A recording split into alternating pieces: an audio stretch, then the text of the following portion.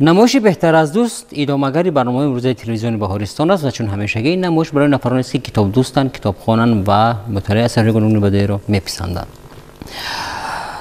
حالا که چند مدت است که ما در هر نمایش با تحلیل و بررسی یکی از اثرهای جاودانه همراه با خوانندگان فعال این یا آن تعلیمگاه میپردازیم و البته از جانب تماشابینان نیز نمایش با واکنش‌های زیاد میگیرد، یعنی بسیاری ها میخواهند که در نمایش شرکت ورزند و در همه گونه بحث و مناظره ها با ما همراه باشند.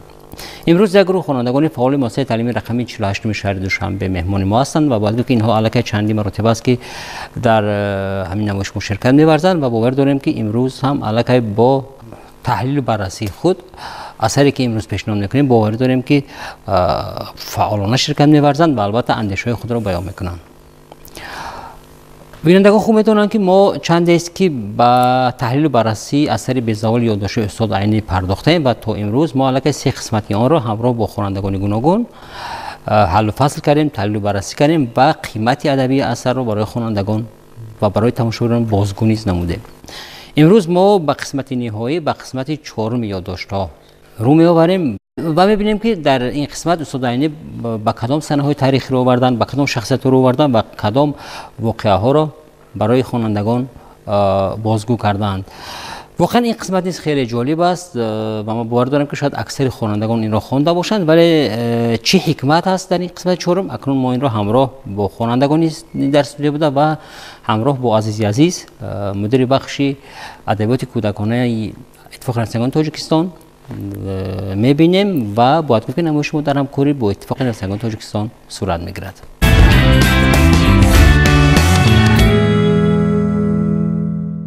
قیمت علمی و ادبی و تاریخی یادداشت‌ها خیلی زیاد است. اثر یگان حادثه دروغ ندارد.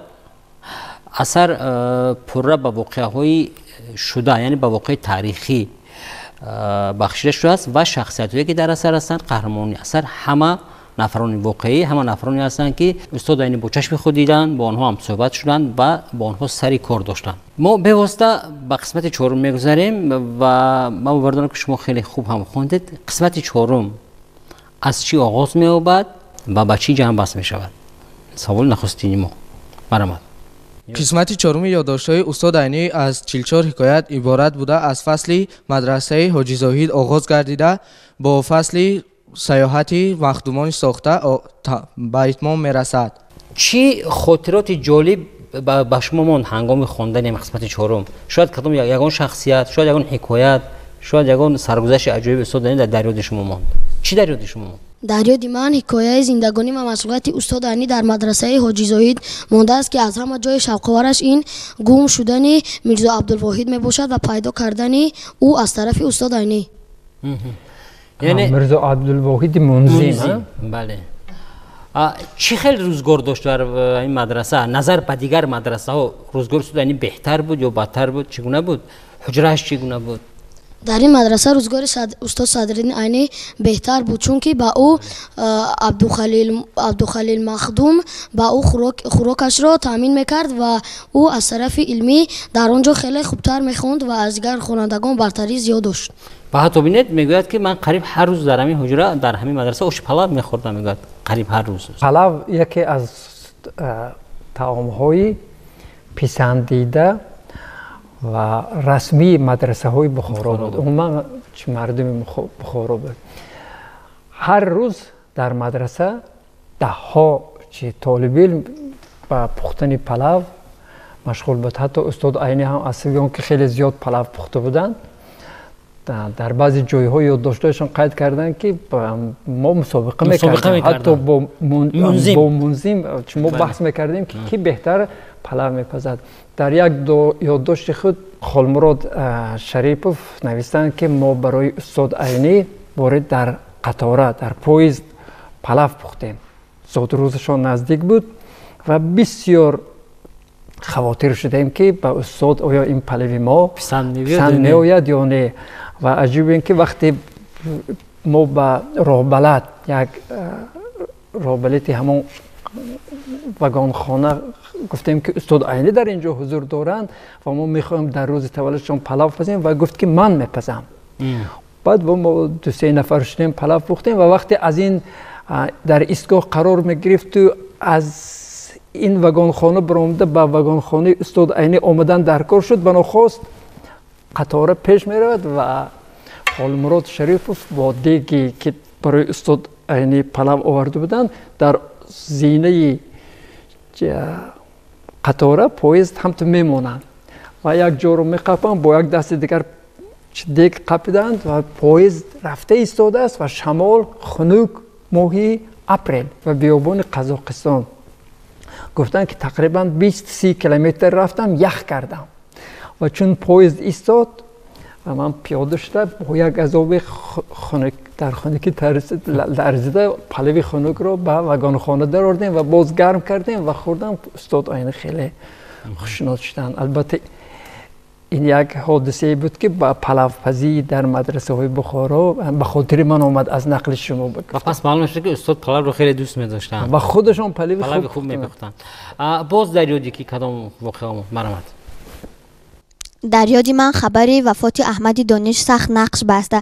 در این جایی که وقتی که استاد احمد دانش وفات میکنند و استاد عینی خیلی افسوس خوردند که در وقت زنده بودن استاد احمد دانش به دیدار او نرفتند و راه نیافتند تا به نزد او روند. واقعا درست است. و ببینید بعد استاد عینی قید میکنند که استاد عینی پس از مرگ احمد دانش بعد نوادر البقای را خواندند.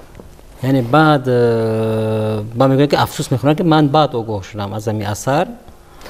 و یک مقال در همین جایی که افسوس خوردند استاد عینی یک مقال خلقی به خاطر قید کردند. کی در یاد دارد کدام مقال است؟ این مقال چنین است: قدر نعمت بعد از زوال، که خیلی درست است به گفته استاد صدرالدین عینی. و بعد همین حادثه استاد صدرالدین عینی خیلی غمگین شدند که در وقت زنده بودن استاد احمد دانش به دیدار او نرفتند. از قسمت چهارم کتاب یادداشت‌ها به من بسیاری از چیزها معقول شدند، از جمله بعضی گپ و کارهایی که درباره میرزا عبدالواحد به من پسند آمد. مثلا حلواپزیش. همین حلواپزی که میرزا عبدالواحد منظم به تو معقول شد؟ بله. و یک مرد حلوا پخته ایستاده است، بس چخیل میشود؟ فرقش نیست، میتواند هم زن پزد هم مرد. و منظم بعد حلوا پخته توانست؟ نه نتوانست. برای چی منظم در رو محکم کرد؟ یک هفته حتی آواز نبرآورده همین عمل را کرد. برای چی؟ برای آنکه وای اگر همین حلوا پخته نمیتوانست همه دوستانش به حال وی میخندیدند. یعنی میترسید که شرمنده شوند؟ برای چی بسیار از شرمنده شدن میترسید؟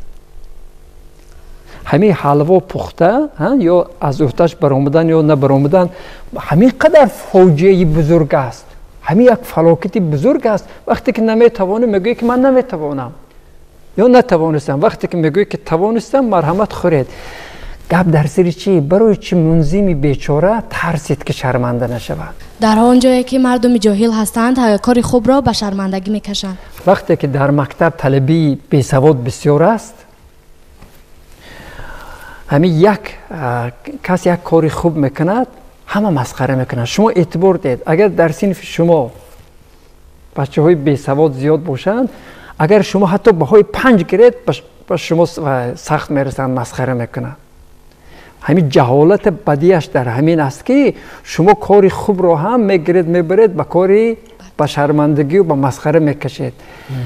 منظم بیچاره بسیار آدم ساده بود لیکن بسیار خیرخواه بود و آموخته هم میخواست. همین خواست که حلوا پزد. سری حلوای به فکرم غژدوانه را شوفرکام حلوای شوفرکام و یک در شوفرکام یک حلوا میپختن که بسیار شیرین بود.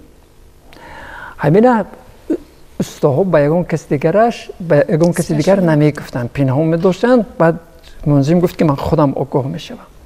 نتوانست، بسیار دشوار است. و حتی منظم خواست که از حلوای شوفرکام ها دیده بهتر و خوبتر پزد. یعنی شاید یک نفر کشفیات کند در حلواپزی و نتوانست. و استاد عینی چیکار کردن؟ همین مسخره کردن منظم را که های تو نتوانستی یا یگان بهای دیگر دادن. نه. چی گفتن؟ به حال میرزا عبدالواحد نخندیدند، چون که گفتند که شاید دفعه دیگر آدم که نمیتواند آهسته آهسته یک روز نتوانست، دو روز نتوانست، سومین بار میتواند. بله کفایه است. اگرچه استاد عینی همین خیلی نویسن لیکن فکرشان همین است. چون ما با روزگار عبدالواحد منظم داخل کردیم، اینجا یک قسمت دیگر هست دایر به ودپروادسازی همین منظم در بخارا. همین خیلی نیست؟ 100 سال پیش در بخارا یک نفر خواست که به شهری بخارا با واسطه قبرها آب بیارد و این را مردم وقتی که فهمیدند گفتند که احمقی. شما چه فکر میکنید؟ در سال 1920 میرزا عبدالواحد که آبهای بدبوی بخارا را نمیپسندید، میخواست که در شهر بخارا ودپرواد گذراند. این فکر خیلی خوب بود، ولی در شرایط آن وقتهای بخارا این فکر به عمل نمیومد، چون که در آن وقتها جنگ‌های گراژانی دوام کرده ایستاده بودند و زواد و فابریکه‌ها دیگر کار نمیکردند.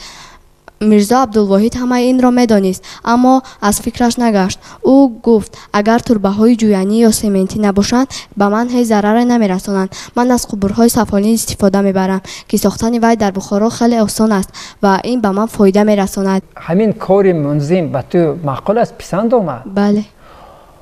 و از عهده‌اش نبرآمد که؟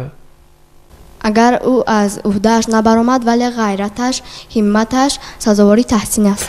چه همت کرد؟ چیکار کرد؟ همت چی است؟ همت گفته شما چرا میفهمید؟ همت این درست است، نترسیده. ما آدمی که از کیسه خود پول میبرود و به دیگران سخاوت میکند این را همت مینامند. این میگویند. در همین عمل چه همت کرد؟ با اون سوال برگردیم. وی میخواست که همین در بخارا ودپرواد سازد. درست میخواست، لیکن پول صرف کرد که؟ همتش در چی ظاهر شد؟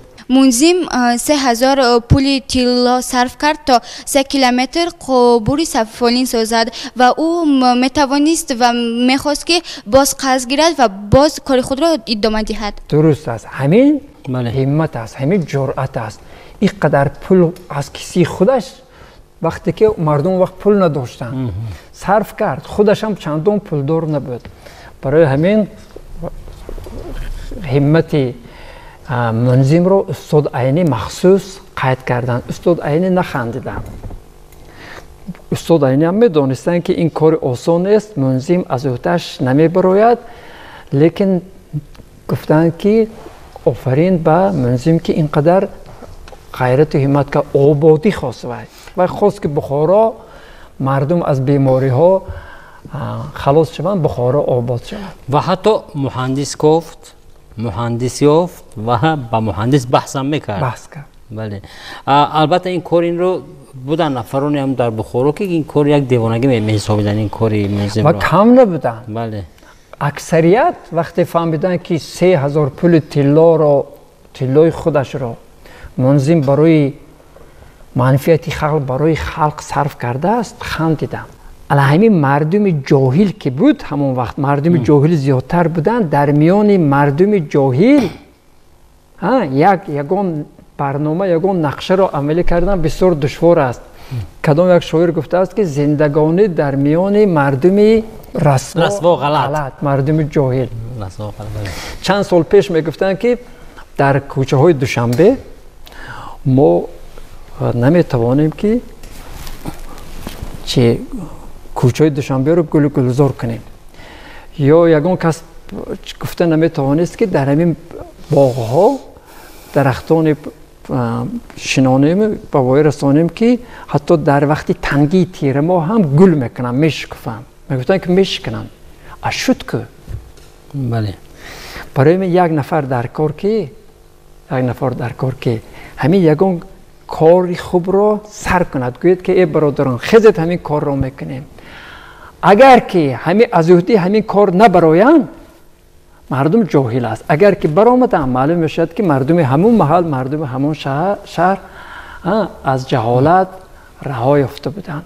در بخارای آن زمانه قبور خوابانده آب آوردن را اکثریت، من باور دارم که 90% مردم باعثی خنده مسخره میگرفتن. هنوز هم هست.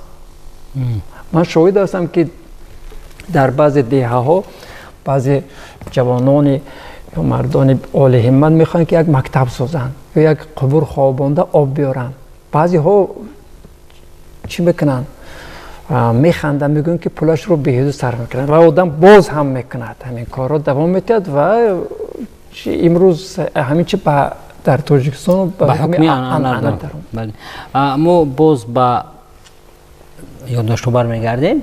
ما بارها گفتیم که یادداشت ها سراپا زندگانی شخصیت های شناخته رو در بر میگیرد از ابتدا تا انتها و در هر باب استاد شناسایی خود، صحبت خود و چی گویم یا که دوچار شدن خود رو به این یا اون شخصیتی واقعا هم گویم مشهور همون زمان یادرس میشوند و یکی از این شخصیت که در قرن چهارم هست این واقعا هم حافظ خیلی مشهور، یکی از سرآمدان شش مقام این حاجی عبدالعزیز سمرقندی است.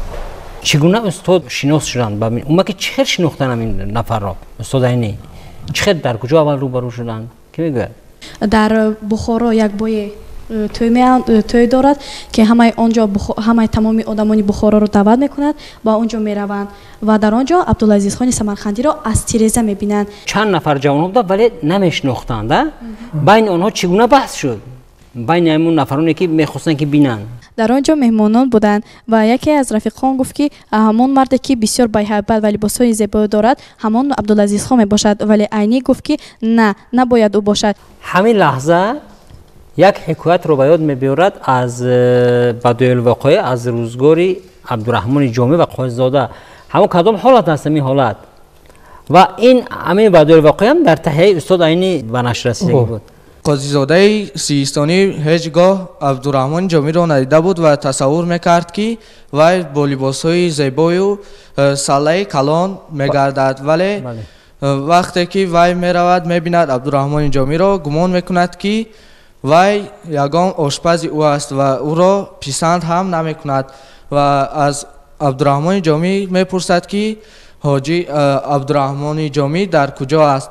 خلاصه بعد چگونه آدم بوده است حاجی عبدالعزیز و چگونه همین شخصیت رو میشناسند؟ بعد آنها در نزد تیرزه نشسته با هوس همون آدم را انتظار بودند و آنها در همان مهمانی دیدند که عبدالعزیز یک مرد بسیار قامت بلند می باشد که در تن لباس ساده زیبا و آزادانه می خندید که وی بسیار آزاد بود و از پیشخدمت میپرسد که چرا خواجه عبدالعزیز نمی نوازد و نمی خواند و با او کاسالیسی بای بسیار با او یک نگاهی تیز کرده و میپرسد که قاری ببخشید شما بسیار آدمی عادی نماید و آنها را از آنجا با دلی پردرد از آن بزم پیش میکنند و آنها به خانه قاری عثمان آمده در آنجا با همدیگر مشورت میکنند و در آنجا آنها مشورت میکنند که عبدالعزیز را به خانه خود دعوت میکنند. هر یک آنها با خود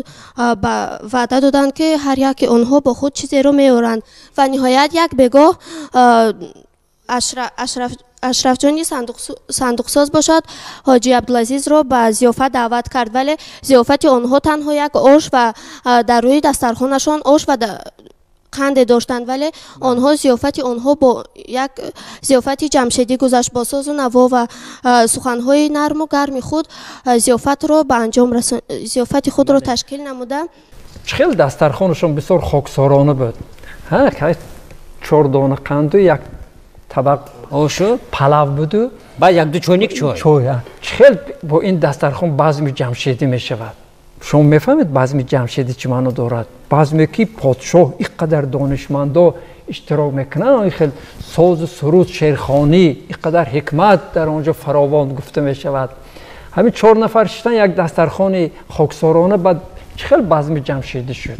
وقتی که در گرد دسترخوان اهل فضل میشینند این خود یک جشن جمشیدی و جشن شاهانه میگذرد. دسترخوان خوشروی پرغناوت رو در همه جا پیدا کردن ممکن. برای همین استاد عینی افسوس خوردن که من با احمد دانش در زندگیش هم صحبت نشدم.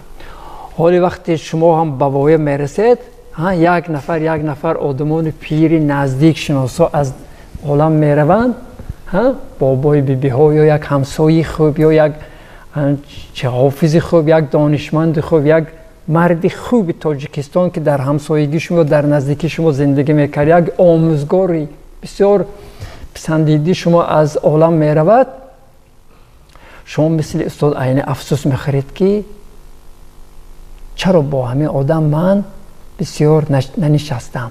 حتما افسوس میخورید. اگر 1000 بار نشسته باشید باز هم افسوس میخورید که کم نشستم. حاجی عبدالعزیز از جمله شخصیت‌های همون دور بود و یکی از سرآمدان مقام نیز اعتراف شده است و واقعا استاد عینی بهای درست میدونه که یک شخصیت خیلی ساده، صمیمی، دانشمند بود و میگن استاد عینی که همان شب گویا که ما قریب تا سحر یک شبی شعر و سرود و بزم ترانه بود و همه غزل هایی که عبدالعزیز میخوند همه از آثار کلاسیکون بودن و حتی استاد عینی هم در میاد داشت چند مصرع از کمال خوجندی و چند مصرع از بدیل نیز مثال آوردند. بله. ببینید با وجود اون که حادثه های خوش بود در روزگاری استاد عینی و روزگاری آن زمانه استاد عینی از حادثه های چخیل بگیم کمترک روزهای وزنی نیز روزهای وزنی نخوش نیز یادرس شدن استاد و یکی از این حادثه ها از اون اگر که در خردسالی بیمار بودند و در مدرسه هم چندین بار بیمار بودند و در قسمت چهارم دایر به بیماری ریشته استاد جداور میشوند. چگونه بیماری بود بیماری ریشته اگر شما با دقت خوانده باشید؟ استاد عینی در یکی از روزهای تابستان در مدرسه بدلبگ استقامت میکرد. ناگهان از در یک جایی به مشک و بیرگی بدنش خارش حس کرد و آن را کشاده دید و در آنجا یک دانچه سفیدک به مثل دانچه ارزن نمودار میشد. وی فکر کرد که این یگان زخمی است و برای پاک کردن فسادی وی پخته را به دست گرفته آن را بکند تا حدی 2-3 سانتیمتر آن را کند ولی آن هیچ تمام نمیشد. استاد فهمید که این بیماری ریشته است و آن را تا آخر کشیده از حجره برآمده به همراهانش به شریکانش نشان داد. برای چی بیماری ریشته به مردم بخارا اینقدر چسبید؟ برای آنکه آبهای آنها خیلی افلاس بود و آنها از آب افلاس استعمال میکردند. درست است. بیماری ریشته یک میکروب بود که به آبها تخم میگذاشت. وقتی که آدم آب ناجوشانیده را مینوشیدن همین تخم به معدهشان میرفت و بعد از آن با واسطه خون رگها به یگان جای بدنش رفته قرار میگرفت و به کرم تبدیل میافت. به کرم لایخورک مانند است. و همین در یگان جای بدنش اول خبر میدادم این کرم که ریشته. انا من پیدا شدم. بعد همون رو یا آدم بیمار یا یگان آدمی اندک طبیب دانا سری همین زخم رو میکند یا با یگان چاک میکرد با یگان تیغ و یک رشته را گرفته یک ریسمان را گرفته به همون کرم میبست به سر کرم و آهسته در طول 10-15 دقیقه یا نیم ساعت کشیده میگرفت. اگر پر را کشیده میگرفت بیمار خلاص میشد. اگر کنده میشد بیمار یا میمرد یا اینکه چند مدت عذاب میکشید. این هم مثل کرم معده هست که امروز هم به نظر میرسد. از آبی افلاس در معده مردم پیدا میشود به خصوص در معده بچه ها. لیکن اون کرمی که استاد عینی رشته که استاد عینی قید کرده اند در مشک ها پیدا میشد. از یگان جا زده میبرآمد. و از همین بیماری استاد عینی اذیت کشیدند. استاد عینی از این بیماری خیلی اذیت کشید و اولین بار وی ریشته رو کشیده برآورد. وقتی که وی دومین بار به بدن او بیماری ریشته می شود وقت او با کشیدن ریشته کامیاب نمیگردد. نصف ریشته در بدن وی میموند و از همین سبب وی اولین بار خورش سخت در بدن وی پیدا می شود و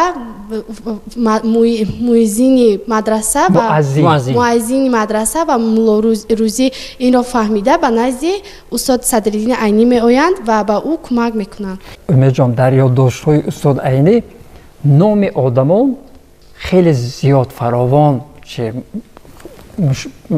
به مشاهده میرسد. ملا روزی، حاجی عبدالعزیز بود، ده ها کس دیگر، توچیبای و غیره و ها کذا. همین قدر قهرمانان در خاطر خواننده ماندنش شرط است. در یادداشت‌های صدری استاد عینی بسیار نام‌ها ذکر شدند، نه آنها نه هزار نام، هزارها نام‌ها ذکر شدند، ولی این نام‌ها نه در یاد خواننده نمی‌آید، فقط همان حادثه واقعه‌ای که اون رخ داده است فقط همانها به یاد می‌آید. مهمترین نام در خاطر میمونه، مثلا احمدی دانش، حاجی عبدالعزیز، شریف جان مخدوم، صدر ضیا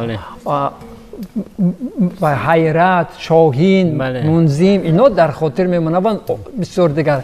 لیکن شما از همین خواندن همین یادداشت‌ها حکمتش را گیرید. یک حکمت است، من میخوام فهمم که همین حکمت را کی دریافته است. در مدرسه حاجی زاهد یک ملابچی قرغیز بود که از استرافشان رفته در همونجا میخوام.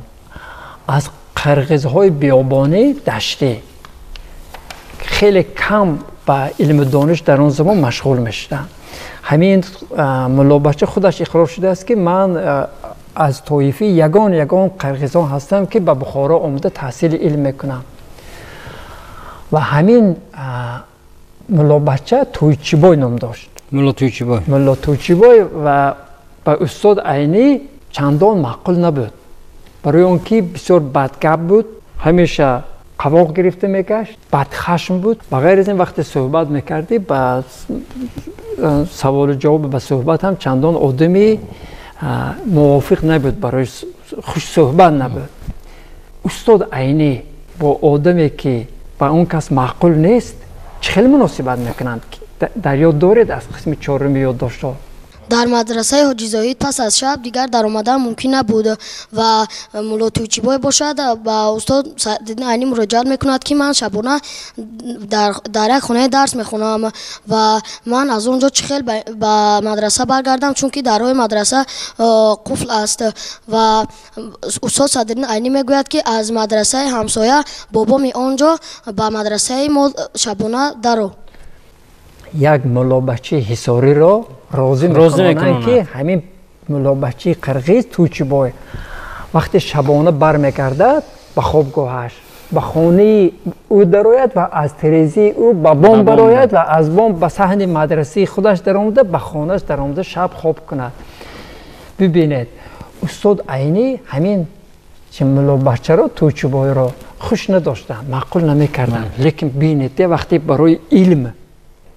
برای علم مراجعت کرد، استاد عینی گفتن که مرحمت من به تیاری میرسانم. همین حکمت است. وقتی شما یگان قصه رو میخونید از یادداشت‌های یگان جای دیگر، همین ببینید که قهرمان ها با یکدیگر چه خیلی مناسبت میکنن. وقتی که تویچیبای به دست میافتد، پاسبان مدرسه مؤذن برای آمده دشنام میدهد، تویچیبای اینقدر شب میکند که پاسبان را میگوید که من تو رو میکشم. باز استاد عینی رفته خلاص میکنه و عاقبت با همین حادثه در مدرسه چی میشود؟ شبها برای کشاده میشود و هر کس میتونست رفته در نگان جا درس میخوند. بعضی طالب علمان مدرسه های بخارا از حد زیاد تشنیع علم بودن، سخت میخواندن، حریص بودن. استاد عینی قید کردن که همین تویچیبای در آموختن علم حریص بود، بدنفس بود و از جمله منظم را هم گفتن که این چندان ذهنی خوب نداشت، لیکن بسیار حریص بود. استاد عینی وقتی یگان کس را تنقید میکنند در یادداشت‌ها جهت خوبش را هم قید میکنند. و ببینید در نشان دادن مثلا چهره، قیافه و اینچنین خصلت و دیگر پهلوهای هر یک انسان استاد خیلی باریکبینانه نظر میکنن، یعنی دقیق. حتی مثلا ببینید عبدالعزیز چگونه شکل داشت، چگونه لباس میپوشید، شریف جان مخدوم چگونه بودند، احمد دانش چگونه بود، یگان چی از نظر استاد عینی پنهان نمیموند. یعنی همه گویم دلیل ها دقیق بودند. دقیقاً. و بسیار حادثه هایی که در یادداشت ها قید کردن یا قید شده است، اگر استاد عینی در همین کتابشان نمی نوشتند ما محروم میموندیم. ما احمد دانش را از همین یادداشت های استاد عینی از بعضی خاطره هاشون اینقدر خوب آموختیم.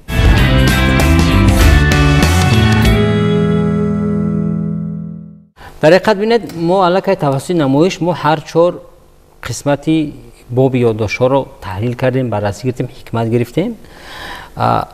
واقعا یادداشت ها اهمیت خیلی زیادی هم علمی هم تاریخی دارد، ولی یک چیز باید ما به طور مختصر شاید خیلی زیاد باشد حکمت های یادداشت ها، ما شاید یگان 10 حکمتی که از یادداشت ها گرفتیم یا 10 جهتی که یادداشت ها اثری واقعا ماندگار است میخواستم که از زبان شما شنویم و یعنی خلاصه های شما رو شنویم.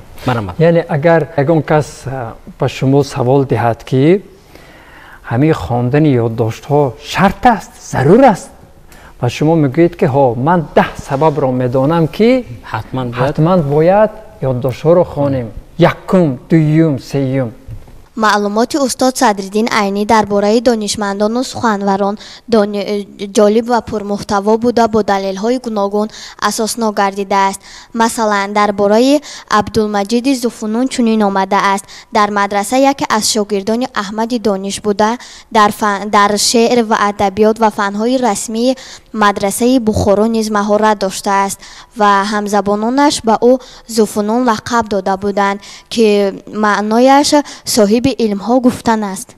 یعنی ببینید که درباره هر یک شخصیت همین گونه دقیق معلومات است. درست. هنگامه درست قید کرد که در یادداشت‌ها شخصیت‌های مشهور، نیم مشهور یا نامشهور زمان گذشته، آخری عصر 19 اول عصر 20 خوشرو، زیبا، خاطرما نقش شده است. توسط کتاب یادداشت‌ها ما می‌توانیم درباره مدرسه‌های بخارا، برنامه‌های تعلیمی آنها، ترتیب زندگی اهل مدرسه و طریق آموزش طالب علمان معلومات گیریم. آفرین. بهترین. یادداشت‌ها این اثر میباشد که با ما درباره تاریخ شهر بخارا در انتهای عصر 19 و ابتدای عصر 20 معلومات می‌دهد. بله. در یادداشت‌های استاد عینی درباره بعضی بیماری‌های همان زمانه و طرز نگاهبانی و تبابت همان بیماری‌ها نیز بعضی معلومات‌ها آورده شده است. مثلا طرز دوا کردن بیماری ریشته و بیماری وبا. زبان یادداشت‌ها بسیار فورم است، ساده است، با خواننده فهما و خاطرمان است. وقتی که استاد صدرالدین عینی نام یگان شخص رو در یادداشت‌هایشان می‌نویسند، آن را پوره و واضح شرح دادند. استاد صدرالدین عینی در یادداشت‌های خود عاید به رسم و رسوم، عرف و عادت، عنعنه‌ها و کسب و کار خیلی مفصل سخن رانده‌اند. مثلا جشن نوروز را استاد صدرالدین عینی خیلی واضح و روشن شرح داده است. درست است. استاد عینی فقط از یادداشت‌های استاد عینی ما هم خوانده فهمیده میتوانیم که 100 سال پیش از این اجدادان ما نوروز رو چخیل در بخارا چخیل جشن میگرفتند. همچنین وقتی که استاد عینی نام یگان کس را در یادداشت‌ها قید کنند، نویسند، فرض کردیم اگر گویند که حاجی عبدالعزیز، حافظ مشهوری مردم ما، درباره شکلش، سیمایش، لباسش، حتی کدام خوراک ها را دوست می‌دارد، آوازش چه خیل، شنخیزش چگونه است، چه آداب داشت، چه کمبودی داشت، چه برتری ها داشت، همش را خوشرو قید میکنند که در خاطر میماند. تا استاد عینی یگان نویسنده به همین درجه درباره قهرمان ها خیلی شخصیت ها معلومات نداده است، معلومات مفصل. مرحمت موکی استاد عینی زمان جهالت را سخت خوب تصویر کردند و به ما پند دادند. پند دادند که هوشیار باشد که باز به همون زمان بر نگردید و همین خل نباشید. ادیبانی که در یادداشت‌ها ذکر یافتند احمد دانی، شمس‌الدین شاهین، عبدالقادر خواجه سودا، محمد صدیق حیرت موقع باسازا دارند. درست است. نام خیلی هم دانشمندان و متفکران زمان خود را استاد عینی در یادداشت‌ها قید کردند. یادداشت‌های استاد صدرالدین عینی اینچنین اثری علمی هم میباشند. موافق معلومات استاد صدرالدین عینی، یحیی خوجه نیز ҳаҷнигори бо маҳорат мебошад ки бисёр норасоӣ ва ноадолатии давраро зарифона ошкор месозад.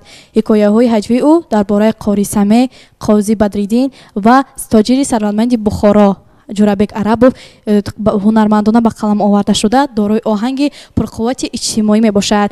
ӯ низ дар шеърҳои ҳаҷвӣ низ маҳорати боло доштааст. Рӯзе Қушбегӣ ки ба табири имрӯза сарвазир мебошад, ҷон Мирзо ки риши калонӣ доштааст, аз ӯ илтимос мекунад ки дар ҳаққаш шеъре гӯяд ва Яҳьё Хоҷа будоҳатан гуфтааст: мири Кушбегӣ дар оина бубинад риши хеш, бо дили хеш бигӯяд: ана ришу мана риш. Гар бубинад риши пурҷингилаи қаври Саме, бо дили реш бигӯяд: ана ришу мана риш. ва шаҳодат додааст: мири Кушбегӣ мебахшед ки шуморо ғайр аз риш чизе қобили маҳл нест ки сабаби ифтихоратон бошад. афсӯс ки ҳамин ришатон ҳам дар пеши қори Саме қадру қимати худро гум кардааст. درست است. رکمنه یک جهتی بسیار خوب یادداشت‌ها را قید کرد. یادداشت‌ها اثر علمی است، تاریخی است، در عین زمان حجوی هم حساب می‌یابد. استاد عینی بسیار حادثه واقعه‌ها را که در یادداشت‌ها اندک مختصر نقل کردند، در دیگر اثرهایشان در داخونده، آدینه، مکتب کهنه، غلامان با تفصیل‌تر، وسیع‌تر در اونجا این اون قهرمان را آورده، ابرزش را به قول چنان که در مکتب میگن کشاده اند. هر خواننده یادداشت‌ها وقتی یگان حکایه را میخواند، مطالعه میکند، حتما باید در دست قلم و کاغذ داشته باشد. در همین حکایه چیزی که به شما پسند میآید باید قید کنید. شاید بعضی حادثه ها حاضر برای شما ضرور نیستند، لیکن بعضی گپ و کاری که در همین حکایه تصویر شده است، یا حکمتش یا یگان جای عجیبش رو شما قید کنید. و زمان میرسد که یادداشت‌ها در دست شما نیست، لیکن وقتی همین شما ورق میزنید، همین قیدهای خودتون رو میخونید، همین یادداشت‌ها پر به خاطر شما میرسد. یک جمله یا یک چند کلمه همین حادثه رو از نو به خاطر شما میاره. همین فراموش نکنید. وقتی یگان اثر رو میخونید حتما در یگان دفتر قید کنید. این یک مصلحت. یک مصلحت دیگر همین است که اگر شما ادبیات دوست باشید، یک دفتر گیرید یا اینکه در کامپیوتر خودتون یک صفحه کشید، فایل و نویسید 365 روز. به هر روز زندگی خودتون اعتبار دهید. همین روز از لحظه که بیدار شدید، چشم گشودید تا خواب، شما در کجا چی چیزی عجیب دیدید نویسید. 5-6 جمله.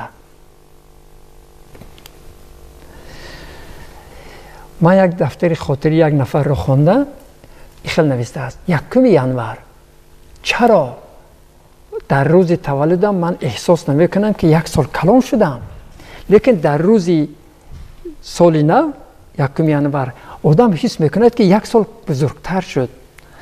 و بابایش میگوید که برای آن که همه درباره رفتن 1 سال آمدن سال دیگر گم میزنن، از بس که همه در گفتگوی همه کلمه سال، کلان شدن، رفتن، خرد شدن بسیار استفاده میشه و در ذهن تو هم همین چی باقی ماند. همین گپ به تو تاثیر کرد. یعنی هر روز خود را شما قید کنید و خوب میشد که در چندین روز شما همین یادداشت ها ذکر یابد. واقعا اشاره‌های خیلی درست شد، خلاصه‌آوری خیلی خوب هم شد. یادداشت‌ها و مخصوصا قسمت‌های سوم و چهارم آن دارای اهمیت خیلی بزرگی هم علمی هم تاریخی است. زیرا در قسمت‌های سوم و چهارم طوری که امروز ما یادداشت داریم با شخصیت‌ها با واقعه خیلی با واقعا هم واقعه‌هایی که حالت و وضعیت همون دوره شهر بخارا و اطراف آن نشان می‌دهد خیلی دقیق آورده شده است و از جمله درباره شخصیت‌هایی که نامبر کردن از جمله شخصیت‌های هم شاعران نویسندگان و هم عالمانی همون دوره را. از این خاطر اگر که در مجموع تمام اثرهای معاصر ادبیات تاجیک را گیریم نقش یادداشت‌ها قیمت یادداشت‌ها خیلی در میان همه این اثرها خیلی بلند است و من باور دارم که پس از همین تحلیل پس از این بررسی پس از بعضی حکمت‌هایی که ما اونجا چون ما همگی ما چند حکمت رو یاد داشتیم حالا که هر یک حکایت یادداشت خود یک حکمت است یک پند است حکمتی دیگر میگیرن پند دیگر میگیرن و خوانندگان دیگر نیست این اثر رو گشته و برگشته میخوانند و در اینجا ما باز با شما روی خط چند ادبیات رو پیشنهاد میکنیم تا خوانید و همین گونه در بحث با ما شریک باشید. شما می توانید در تحلیل و بررسی اثرهای زیرین شرکت ورزید. سوربون، رمانی جوگی، جلال‌الدین بلخی، حکایه ها از مثنوی معنوی، ماکسیم گورکی، بچگی، مارک توین، سرگذشتی گکلیبری فین، اورون کوزاد، یک روزی دراز، آرتور کونان دویل، سرگذشت های شرلوک هولمز، بهمن یور، سرمالده و نهایت کلیله و دیمنه.